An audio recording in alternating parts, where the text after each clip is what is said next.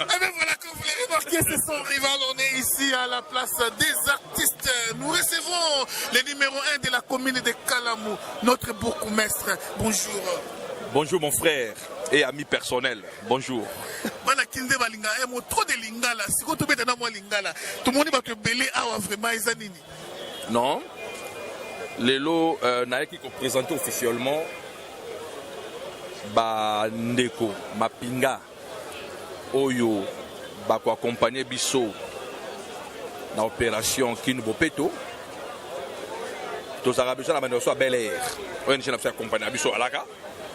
Na bakiseli bango lelo ba policier na ba tete mususu na ba agent et puis na ko doter bango ba matériel assainissement ba chariot to benga ba pousse ba ou ba bêche ba râteau ba combo un motoculteur pour na faciliter évacuation rapide ya ba immondice et ko préparer lancement officiel de l'opération Kin Bopeto au son excellence monsieur le gouverneur a vu la Kinshasa Rosala le 3 octobre et le 3 août pardon, le 3 août. Donc les leux locaux là annonce wana donc de l'autre mieux locaux là-bas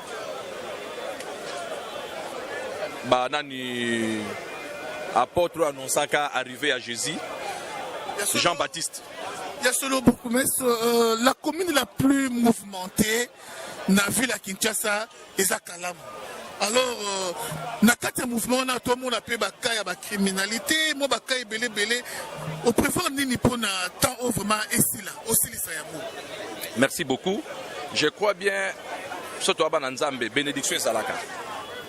To pende la criminalité na Kalamou na ko baté égal 0. Mais toza parmi ba commune oyo toza épargné na to la criminalité mais baka Yabakuluna, wana na kolba ke ezalaka nango.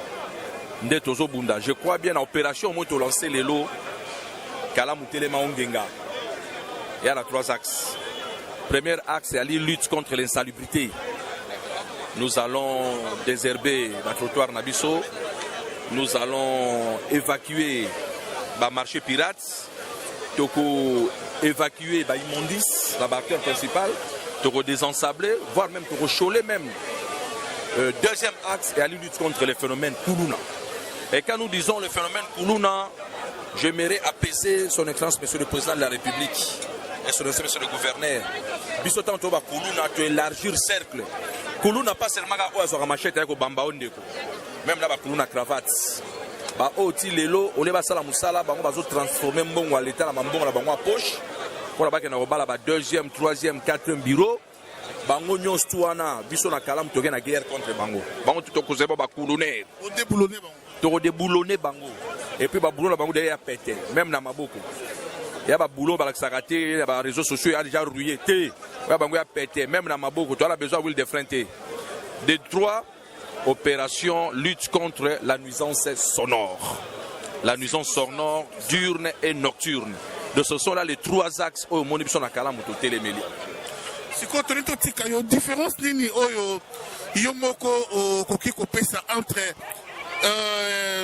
gestion ya ville à Kinshasa na tangu ya Kimbuta na gestion ya ville à Kinshasa avec gouverneur Jean-Tini Ngobila que je salue en passant. Nous on a sepelé tout pour bangaka na yote. Gestion ya gouverneur Jean-Tini Ngobila et à gestion en proximité.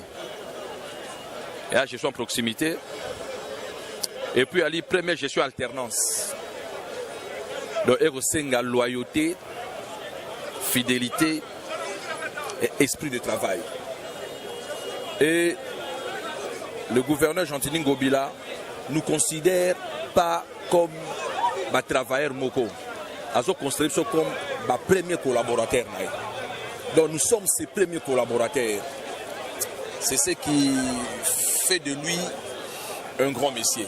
Donc pour le moment, gestionner Yangwana, il a étudié le gouverneur Jean-Tini Ngobila PCA 3 NIN. Il a le savoir-faire, il a le savoir-être et enfin il a le savoir-vivre. Donc c'est ça la différence. Gouverneur Moussouana, il y a André, son excellence, voilà, ça peut vrai quinois. Azafrikinois.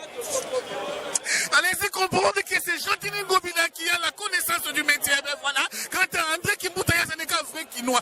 Mot de la fin, et surtout un message au président Félix. Excellence, je vous salue de loin. Je vous connais bien, Excellence. Naïbi quoi, à proximité de la population. Il y a même pas besoin de bourgmestre, Excellence, pardon.